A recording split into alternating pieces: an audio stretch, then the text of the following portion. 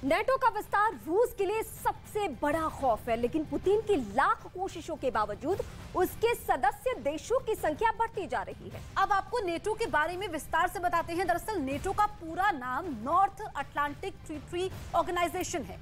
ये यूरोप और उत्तरी अमेरिकी देशों का एक सैन्य और राजनीतिक गठबंधन है। नेटो की स्थापना 4 अप्रैल 1949 को हुई थी। इसका हेडक्वार्टर बेल्जियम के ब्रसेल्स में है। नेटो की स्थापना के समय अमेरिका समेत 12 देश इसके मेंबर थे। आपको बता दें कि अब 30 सदस्य देश हैं, जिनमें 28 यूरोपीय और 2 उत्तर अमेरिकी देश शामिल हैं। और इस संगठन की सबसे बड़ी जिम्मेदारी नेटो देशों और उसकी आबादी की रक्षा करना है। इसी जिम्मेदारी के साथ वो आगे बढ़ते हैं। दरअसल नेटो के आर्टिकल 5 के मुताबिक इसके किसी भी सदस्य देश पर हमले को नेटो के सभी देशों पर हमला माना जाएगा। और 1952 में नेटो से जुड़ा तुर्की इसका एकमात्र मुस्लिम सदस्य देश है।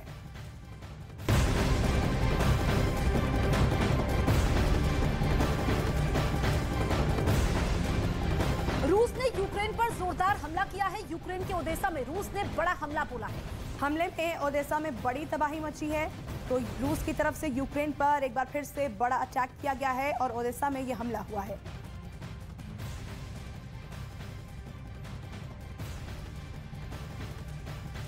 इस बीच आपको बता दें कि 400 दिन की जंग के बाद आखिरकार बाइडेन को रूस के खिलाफ सीधे जंग में उतरना पड़ रहा है।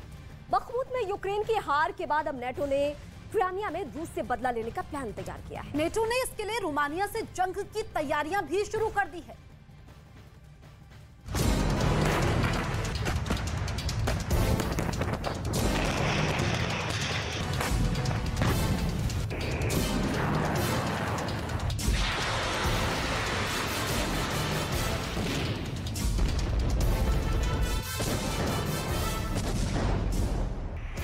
किसी को समझ नहीं आ रहा है कि बखमुत में नेटो का कमांड सेंटर और हथियार होने के बावजूद रूस ने यूक्रेन से बखमुत कैसे छीन लिया।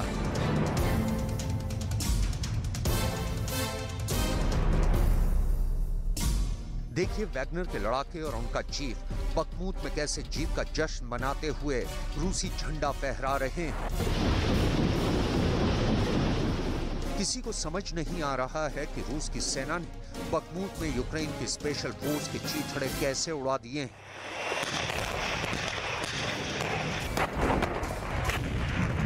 आखिर कहां गया नेटो का वो अमेरिकी जनरल जो रूस को हराने के लिए बखमुत में दावे कर रहा था। अब डिफेंस एक्सपर्ट्स क्यों दावे कर रहे हैं नेटो बखमुत का बदला क्राइमिया के उस पुल को उड़ा कर लेगा जिसके दम पर रूस ने पूर्वी यूक्रेन में खून की नदियां बहा दी। बखमुत का बदला लेगा नेटो।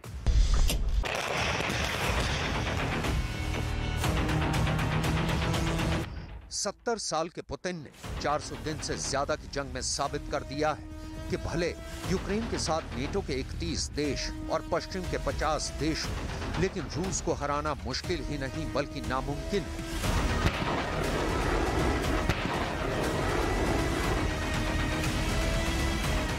45 साल के राष्ट्रपति ज़ेलेंस्की 80 साल के राष्ट्रपति बाइडेन को जंग का बहुत बड़ा तुर्रम खान समझ रहे थे।